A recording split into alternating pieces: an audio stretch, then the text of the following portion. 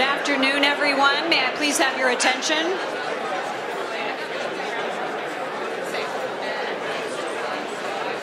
I don't want to whistle again. Welcome, everyone. May I please have your attention? Thank you very much. I appreciate it. My name is Amy Reesner, and I'm with the League of Women Voters for Linn County. Thank you for attending our annual State of the County address. Today, we'll be hearing from the chair of the board, John Harris, in just a moment, and we're looking forward to hearing his presentation. But first, I'd like to remind you that there is information outside on tables regarding the League of Women Voters. That organization is really an educational organization, and it's open to men and women alike. So please check out that information when you are leaving today. As part of that educational mission, we ask that you sit, enjoy the presentation, but also pose questions if you have any. And you can do that by using the yellow slips of paper that are on your table. Fill that out, raise your hand, and a League of Women Voters volunteer will come and collect those and bring those up for me to work through with Mr. Harris when he is done with this presentation today. We so appreciate you being here, and we look forward to hearing more about the state of the county. So please help me welcome Chair of the Supervisors, John Harris.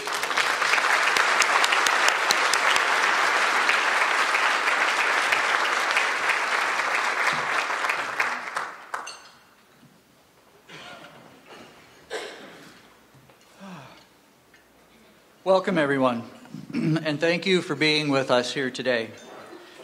As Amy said, I am John Harris, and I'm this year's chair of the Board of Supervisors. And I'd like to start by thanking the League of Women Voters who have organized today's event. They're tremendous advocates for civil engagement, and we all benefit from their dedication and hard work. Thank you very much. I'd also like to recognize our county elected officials who are here today. Please stand if you would. Supervisors Jim Hauser, Brent Olson, Ben Rogers, Stacy Walker, County Attorney Jerry Vandersanden, Auditor Joel Miller, Recorder Joan McCalmont, Treasurer Sharon Gonzalez, and Sheriff Brian Gardner.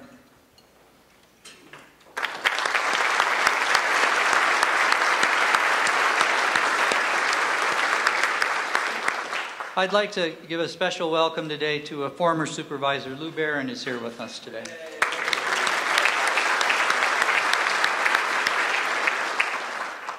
I would also like to acknowledge and thank all of Linn County staff for the work you do on behalf of the residents every day. And now a bit of a disclaimer. Everybody these days seems to have a disclaimer. If you don't have one, I would encourage you to get one. If you came today for the lunch, you won't be disappointed in the food. And if you came today to hear a great speech, you won't be disappointed in the food. A question we sometimes hear in county government is, what does the Board of Supervisors do? By the end of lunch, everyone here should be able to answer that question. We'll even make it easy for you by playing a short video.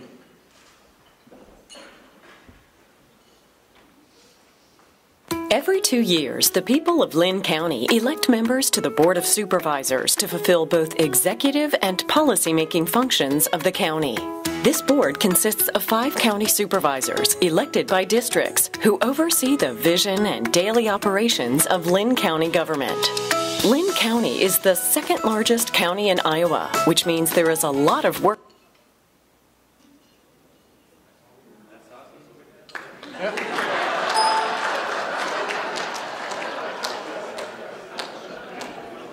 We're going to try this one more time. Every 2 years, the people of Linn County elect members to the Board of Supervisors to fulfill both executive and policy-making functions of the county. This board consists of 5 county supervisors elected by districts who oversee the vision and daily operations of Linn County government. Linn County is the second largest county in Iowa, which means there is a lot of work to be done by the Board of Supervisors. Their full-time job and focus is to work hard for you to help make Linn County a better place to live, to work, and to enjoy life. What the supervisors do and how it affects you might surprise you. From A to Z, accessibility to Zika prevention, the work of the Board of Supervisors touches the lives of every Lynn County resident. As executives of the county, a supervisor may meet with one of over 20 department heads and county elected officials, create new policies and ordinances, review the $100+ million county budget, attend meetings, and listen to the concerns of constituents, nonprofits, and business leaders with the goal of planning and improving the overall direction of the county. Together with Lynn County's 750+ employees, the Board of Supervisors works to advance the county's strategic plan for customer satisfaction, high quality of life, and maintaining financial health. Here's how. From attending community events, overseeing county services, and addressing such issues as mental health and disability services, veteran affairs, transportation for people with disabilities, early childhood education, juvenile justice, economic development, constituent outreach, helping residents who struggle to meet basic needs, ensuring safe roads and bridges, lobbying state legislators on county issues, collaborating with city councils within Lynn County, enhancing Lynn County's parks and trail system, maintaining Lynn County's award-winning AAA bond rating. The Board of Supervisors strives to use your hard-earned tax dollars in the most efficient and effective ways possible, while also enhancing quality of life and improving your experience with county government. Any Lynn County resident can write, phone, or meet in person with a Lynn County supervisor. We encourage you to participate in the issues that matter to you most. With the help and expertise of Lynn County staff, the Board of Supervisors fulfill their promise and duty to serve, and serve well, the people of Lynn County. You can learn more about your Board of Supervisors and stay informed by visiting www.lynncounty.org.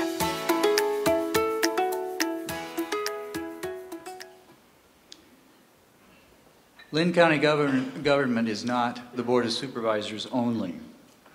It includes city governments throughout the county. If you're a member of city government in Lynn County, please stand.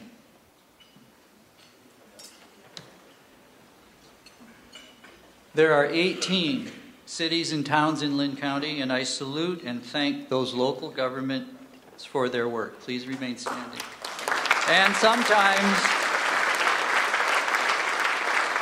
And sometimes thankless efforts to make Lynn County a safe and prosperous place to live and work. I want to thank and acknowledge our co-workers in county government, the mayors and the council persons of Lynn County.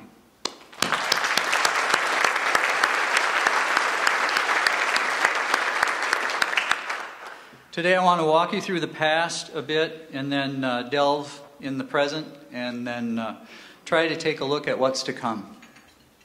As many of you know, this is the last State of the County address when you will see 5 supervisors for at least the next 6 years.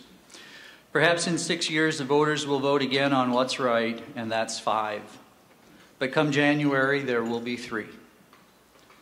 Prior to 2008 election, the voters decided that 5 supervisors was the right number, and Supervisors Rogers and Olson joined Supervisors Hauser, Langston, and Barron in January 2009, 6 months after the Great Flood of 2008. And thank goodness and thank God for those 5. They set about the huge chore of putting Lynn County back together again. We lost 2 county buildings in 2008. We cleaned up and repaired other buildings that we could save. All in all, 8 buildings were repaired and improved. 2 buildings were constructed, and we sold 2 historic buildings to private development. The Mott Building, which is now loft apartments along the Cedar River downtown, and the Whitwer Building, which is now the White Star Ale House in downtown Cedar Rapids. Both of these historic buildings are listed on the National Register of Historic Places. For those of us who were here in 2008, we all know too well the destruction that was left by the flood. My home in Palo was among those flooded. But we are all blessed with our Iowa resolve to work hard and get back up when we're down. A FEMA worker told me, we go all over the country helping helping with flood recovery and hurricane recovery. But we've come to love Iowa and Iowans because it's here in Iowa that we've seen the hardest working people, the kindest people, and neighbors helping neighbors.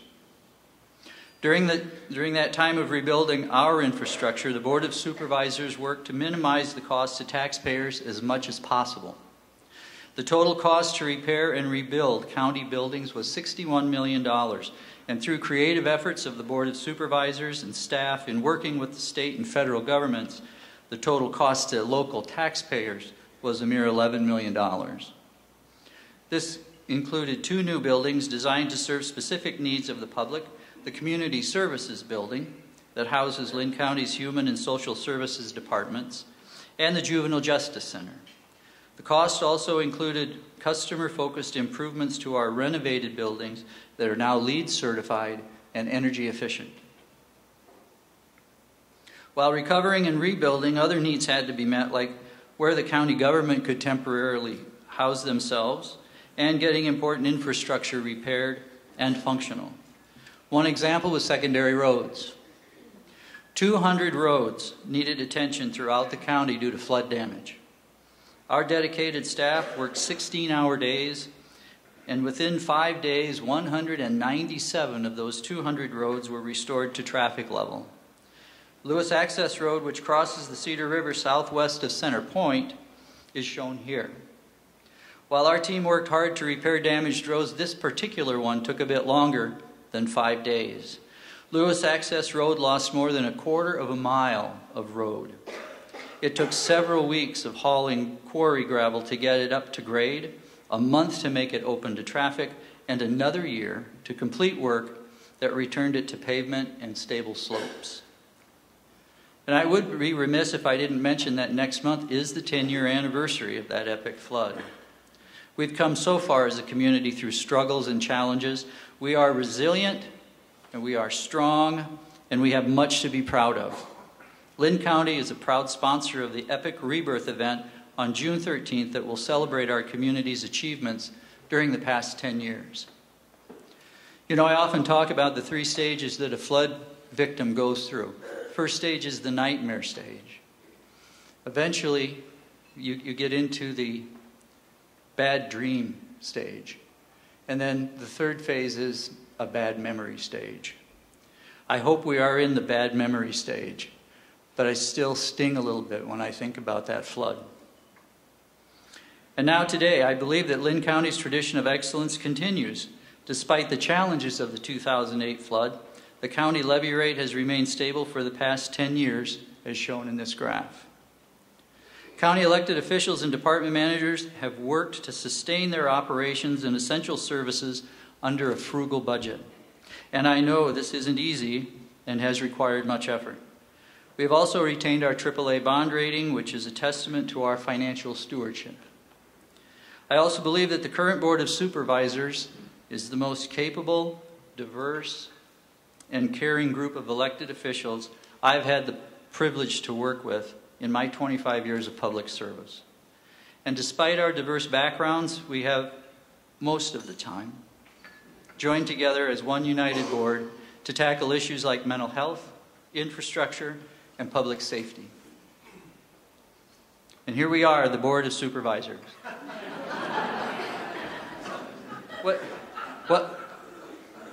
What started as a joke turned into a contest of who was the cutest preteen. You might notice that 2 of the pictures were taken before the invention of color film.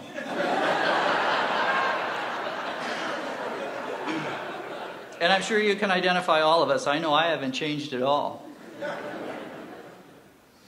In preparing for today, I asked each supervisor what they were most proud of during their tenure on the board. Brent Olson's passion is conservation, parks, trails, and nature. He's also an attorney, which adds to his unique contributions. Brent's most memorable accomplishment as a supervisor is the voter-approved Lynn County Water and Land Legacy Bond, which will address water quality, parks, and trail extension, and address future conservation measures way into the future.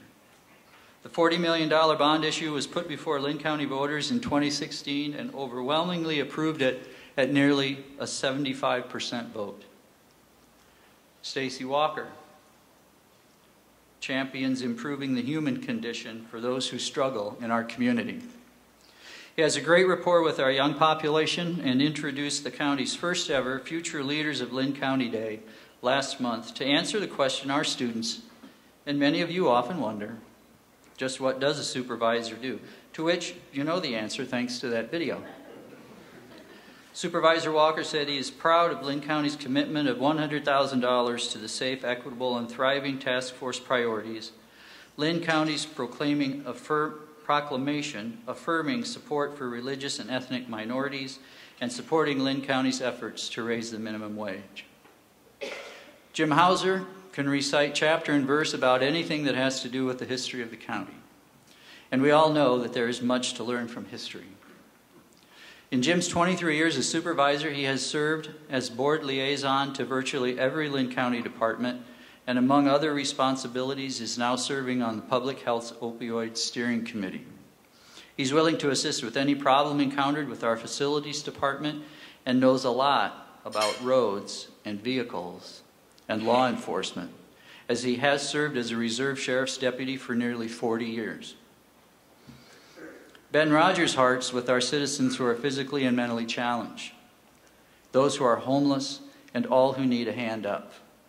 He is proud of voting to raise the minimum wage in Linn County, spearheading Linn County's customer-centered culture initiative with department heads and staff, and securing funding to create a behavioral health access center in partnership and collaboration with both area hospitals, mental health, and substance abuse providers.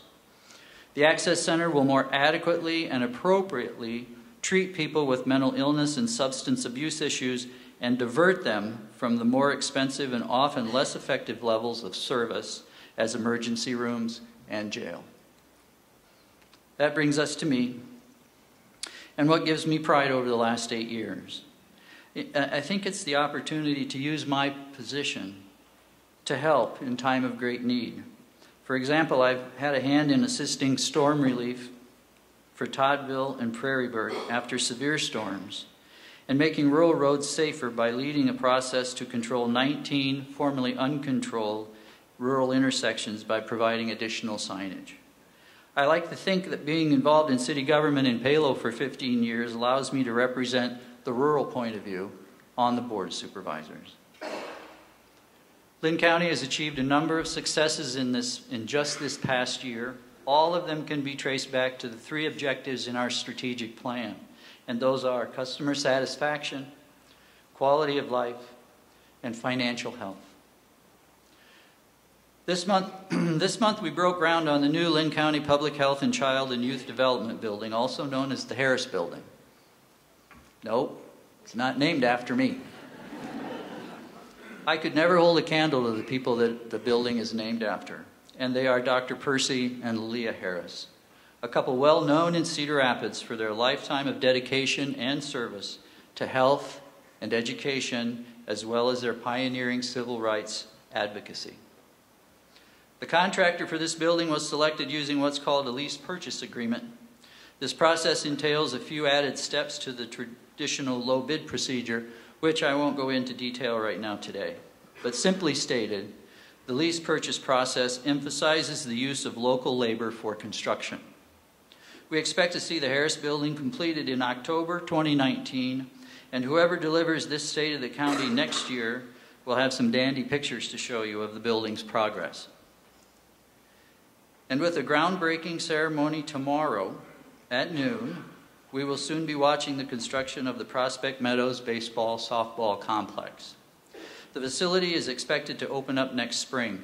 Phase 1 will include 8 fields, plus a miracle field for persons with special needs. Phase 2 is expected to be finished by 2023 and will include 8 additional ball fields. With Prospect Meadows, our youth will have a state-of-the-art facility in our own backyard, adding to the quality of life in Linn County.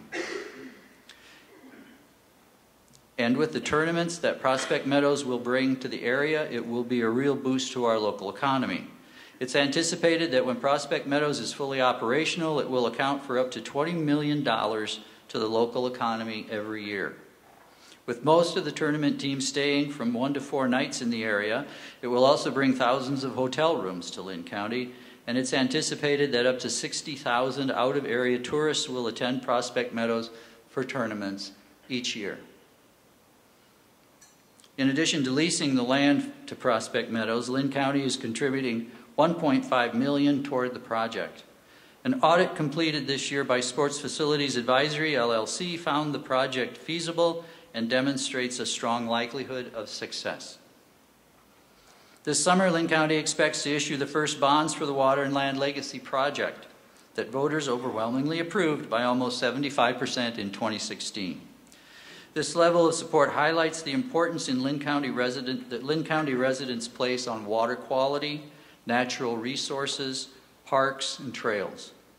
The issuance of bonds will create $40 million over the next 10 to 20 years for the purpose of protecting sources of drinking water and water quality of rivers and streams, acquiring and protecting national areas for floodwater storage and wildlife habitat, and park improvements and trails.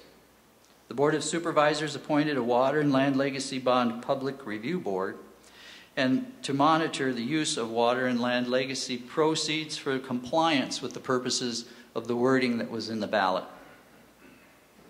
Earlier this year, Lynn County received a gold designation from the National Soul Smart program for making it faster, easier, and more affordable for homes and businesses to go solar. Soul Smart is a national organization funded by the U.S. Department of Energy that helps local governments develop solar energy in their communities.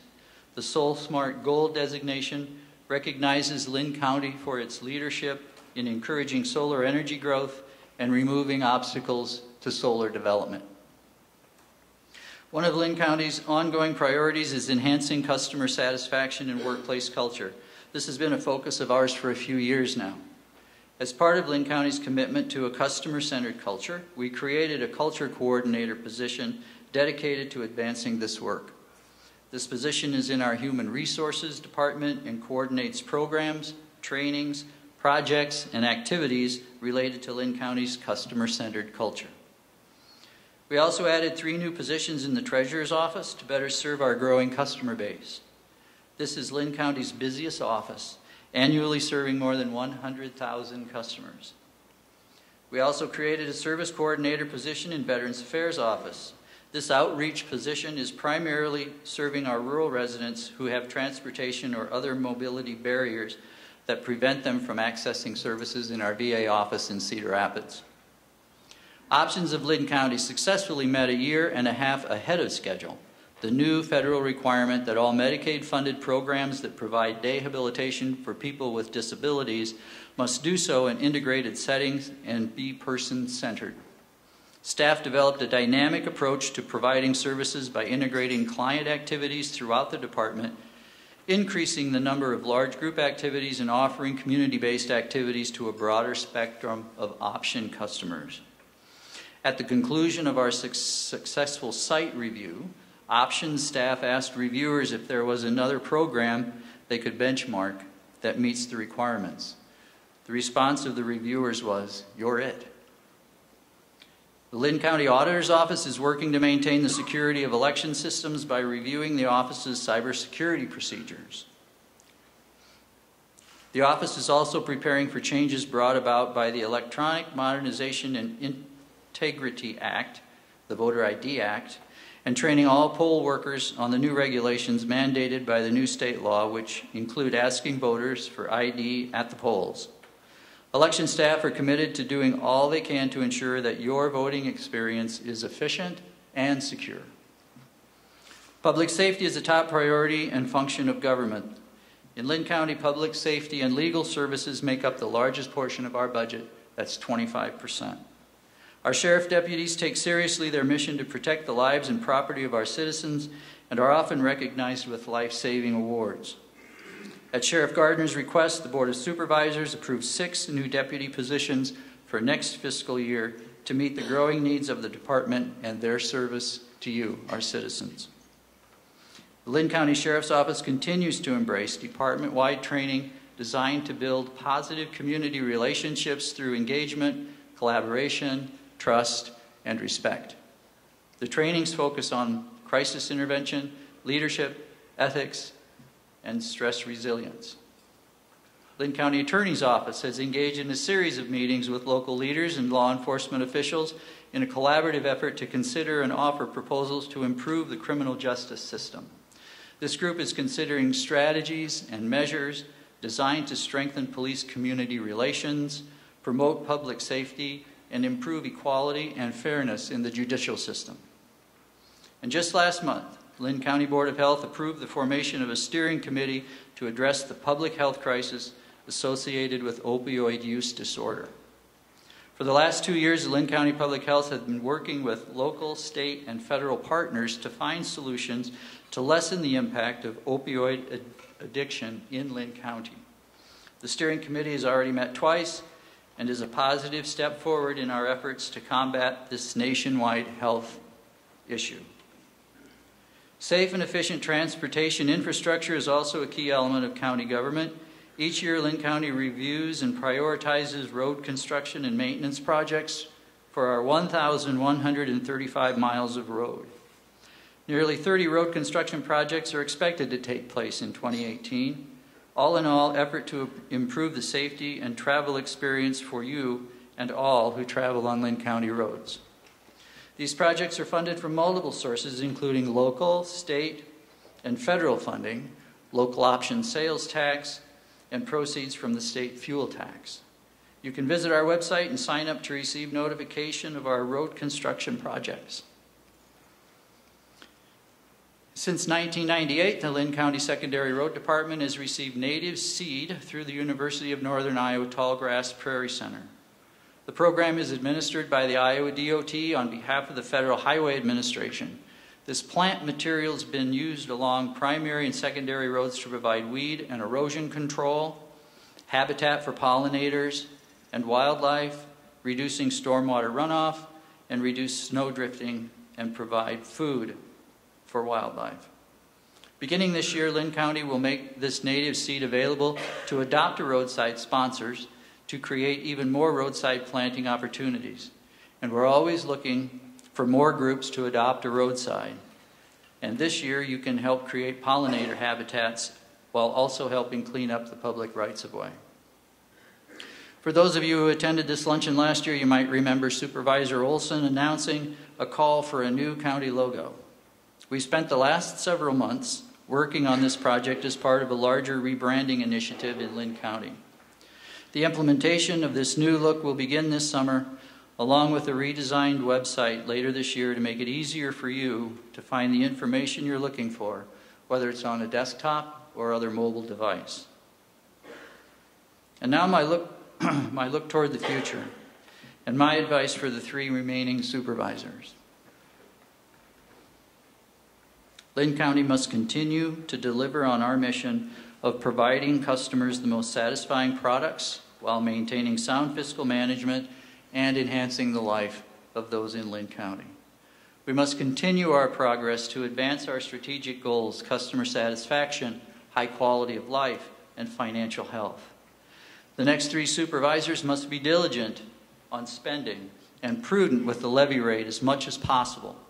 Our strategic plan calls out our commitment to maintain excellence in budgetary and financial management, demonstrating accountability to taxpayers through responsible budgetary decisions. The board must continue to cultivate our workplace culture where we live and our core values of open communication, accountability, respect, recognizing contributions, and creating a supportive and positive work environment. These core values translate into a positive experience for our customers. But it's really simple. Let's just be nice to each other. The county must care for those in need, our most vulnerable citizens. The state government has given that responsibility to counties, and it's one of our most important charges. We should never lose focus on that. We have accomplished so much and have done many things to be proud of in Linn County. These accomplishments are a credit to the more than 750 county employees who take pride in their work, are experts in their field, and are committed to finding new and better ways to provide services. While we take time to reflect on all that we have accomplished, we must continue to look forward to see the vision of where we want to go and how we plan to get there, because there remains much work and opportunity before us. We must look for partnerships where they make sense and find ways to work creatively with the City of Cedar Rapids to accomplish shared goals and visions. We're all in this room today because Linn County matters to us. Let us all work together to make Linn County even stronger and an even better version of the wonderful place it already is today. Thank you for your time today. In closing, a little advice for the future board and also our other local decision makers. I heard this poem at a John Denver concert in the 90s at the Five Seasons Center. I often think of this poem in my private and public life when a problem needs to be dealt with. It's called The Ambulance Down in the Valley. 'Twas a dangerous cliff, as they freely confessed, though to walk near its edge was quite pleasant, until over the side slid a duke and a prince, and it had fooled many a peasant. The people all said something had to be done, but their projects did not at all tally. Some said, put a fence round the edge of the cliff. Others, an ambulance down in the valley. The lament of the crowd was profound and so loud as their hearts overflowed with great pity. But the ambulance carried the cry of the day as it spread to the neighboring cities. A collection was made to accumulate aid, and dwellers in highway and alley gave dollars and cents, not to furnish a fence, but an ambulance down in the valley. For the cliff is all right if you're careful, they said, and if folks ever slip and are dropping, it's not the tripping and sliding that hurts so much as the shock when they're stopping.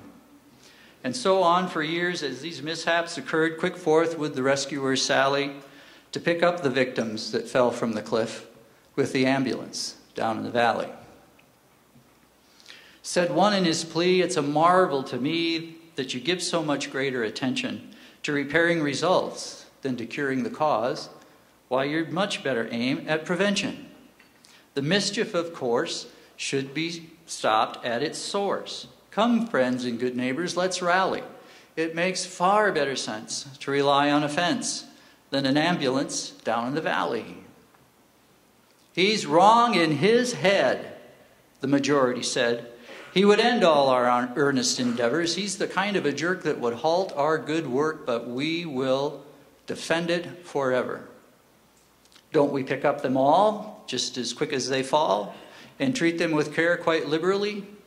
A superfluous fence is of no consequence if the ambulance works in the valley. Well, the story is queer as I've given it here, though often things occur which are stranger. More humane, we assert, to repair all the hurt than the plan of removing the danger. Before it all ends, it's time to begin to attend to these things rationally. Yes, build up the fence and let us dispense with the ambulance down in the valley. Thank you very much.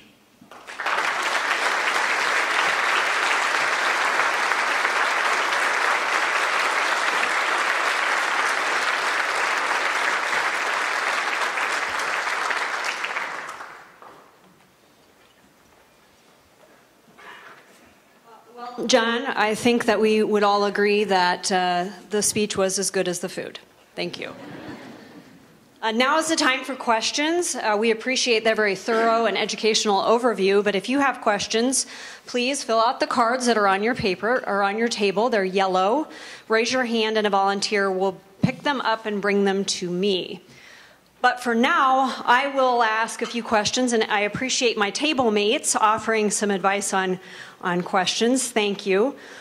One of the issues that we were discussing is this topic of the opioid steering committee through the Public Health Department. Can you tell us, at the end of this steering committee's charter, will they be issuing a public report, and when could we expect that?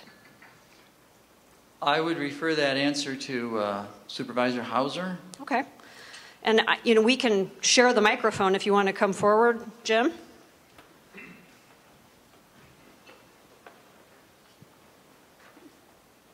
I don't know if our mission is to come up with a charter. We're following a plan that was developed down in Franklin County, Tennessee, Columbus, Ohio, or excuse me, Franklin County, Ohio, Columbus. And they put together a plan of action that was implemented last May. And they gave that information to us at a conference down in Columbus last summer, the National Association of Counties. So I brought that back, shared it with Pramod, and Pramod, actually the director of our public health department, is the one that put the steering committee together.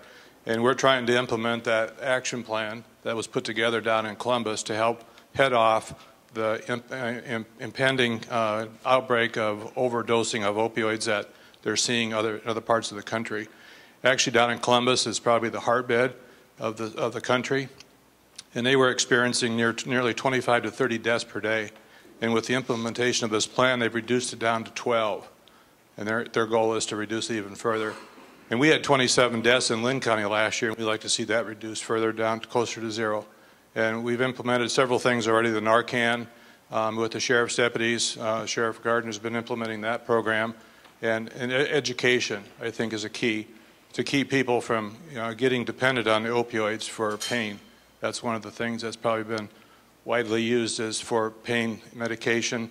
And then when they get cut off from the opioids, they have to revert to other things that are illegal. So it's education, prevention, and then treatment of those that get involved with the addiction.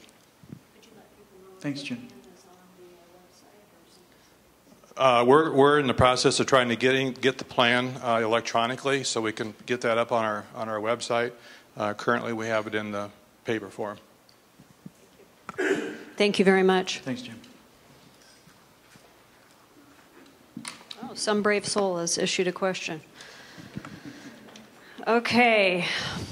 How will work be divided moving forward from 5 to 3 supervisors? And as a subpart, will there be enough human resources to maintain the volume of work? Is there another question? That's the one you've got. The 5 of us have already started discussing what the world is going to look like with 3 supervisors. We know that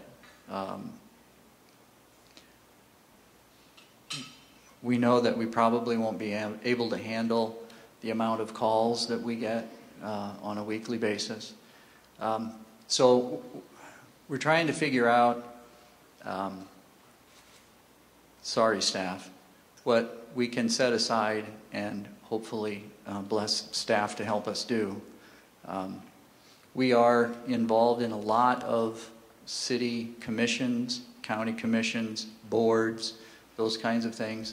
A lot of times we're a liaison, and we're not a voting member of those boards, so we may cut down our participation in some of those, maybe not be able to attend every week or twice a month.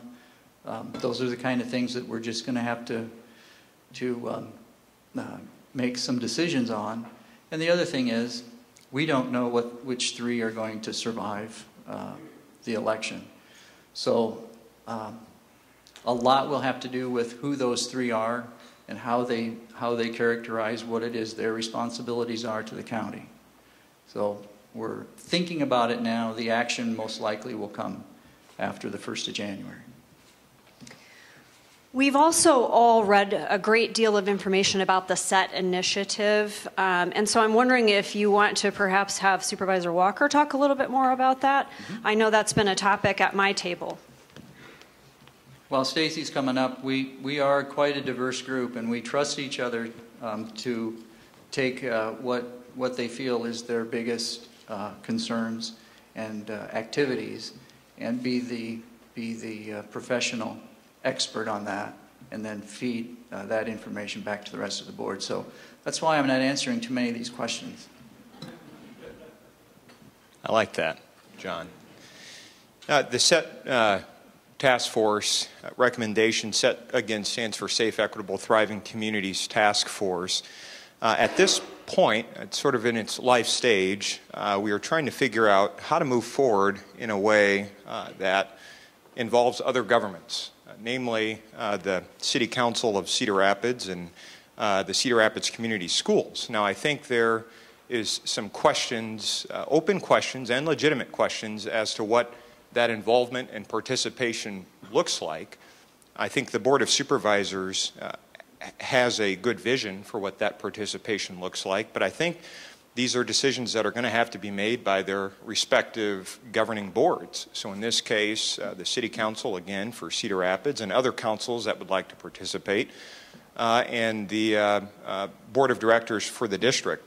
I think the considerations are, at least from some municipalities, is, you know, what are we currently doing, and is that enough? What else can be done in terms of cooperation, and at what level makes sense? And I think there's some real valid conversations happening about what level of participation. Is that a commitment of $100,000? Is it a commitment of staff resources, or is it a combination of those things? But I will just say that, and I appreciate those governing bodies for even the consideration, because I think everyone understands that these issues of systemic and cyclical poverty and gun violence are important.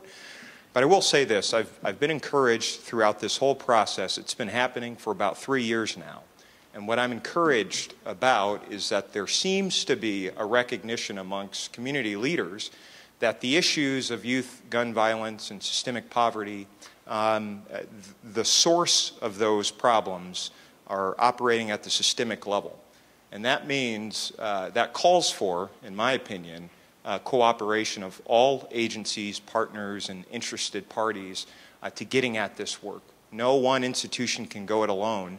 So I look forward in the coming months and years of a meaningful partnership on these issues. But I think the verdict is still out amongst those governing boards as to what that participation will look like.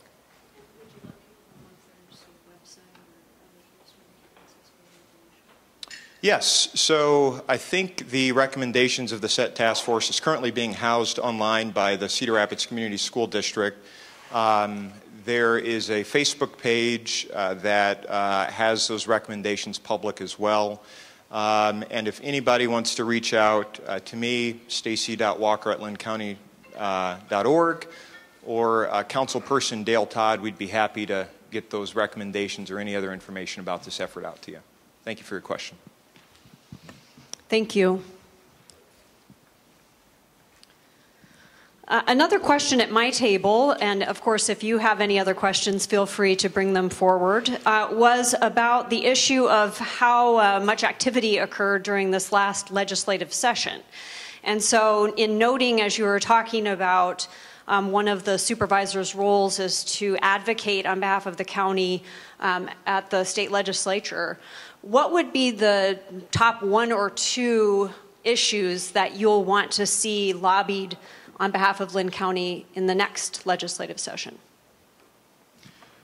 I think we were lucky that the legislature ran out of time before they could act on reducing the backfill to make up for the reduction in commercial property tax. They didn't get to that, so we didn't have to take a hit on in that particular time frame for the backfill. I find it, now that we're talking about the legislature, I remember in the not too distant past that we as a group kept trying to spur the legislature to do something. And this year it seems we were trying to spur the legislature into not doing so much. So it was feast or famine this time around. I think that's the most important one that we'll probably spend more time on, and that's to figure out ways how the state can keep providing us backfill funding and not at a reduced rate. But we do have some extra time, and now that we do have the extra time, we'll be doing some look into our budgets to see how we can compensate for that reduction. I imagine it'll be on the top of the list next year when they meet. Thank you. Our discussion with Supervisor Walker tripped a follow-up question, which is, will funds allocated to the set task force objectives provide support for programs improving access to entrepreneurship in addition to employment? I assume you want me to pass the microphone back. Yes, Stacy. This is fun. It's fun for me too, because I'm sure you get to answer the question. On the SET task force, we studied a number of different, we'll call them subject areas, one of which was economic opportunities, which is different than economic development. Part of the recommendations for economic opportunities came some instances like banning the box, which the county has recently done. This was an activity, or this was an action that allows more equitable access into the job market. So out of these subcommittees, if you will, on the economic opportunities, I do think there was conversations about how to encourage entrepreneurship and how to encourage individuals who haven't always had access to certain sort of streams of income or other resources that maybe other folks in this community have had. I know that there is a program operating right now. I think it's Cedar Rapids Entrepreneurial Program. It's a partnership with GoDaddy, I want to say, and the city of Cedar Rapids and other community partners. Perhaps maybe Horizons is involved in that. And look, these are all great opportunities that focuses on certain demographics within our community that, quite honestly, have been left behind when it comes to entrepreneurial opportunities. And Jenny Schultz, who many of you know in this room, offered a sort of alternative method for expending these funds, and that was to allow different organizations in the community to sort of act or to